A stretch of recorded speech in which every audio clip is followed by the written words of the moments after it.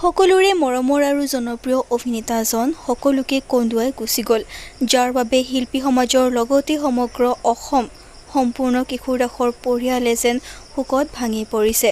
কাৰণ কোনোৱে এইটো সত্য মানি ল'ব পৰা নাই।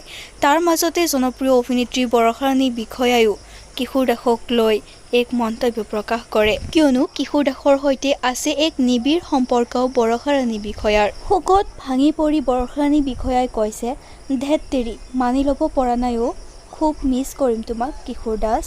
লগতে বৰষাই কিশোৰ দাসৰ সৈতে কৰা প্ৰথমটো ৰিল ভিডিঅ' ছ'চিয়েল মিডিয়াত শ্বেয়াৰ কৰি কয় যে এই ৰিলটো মই কিশোৰ দাসৰ সৈতে প্ৰথমবাৰৰ বাবেই কৰিছিলোঁ, যেতিয়া আমি এটি ভিডিঅ' গীতত দুয়োৱে শ্বুটিং কৰিছিলোঁ। বহুত মিছ কৰিম তোমাক।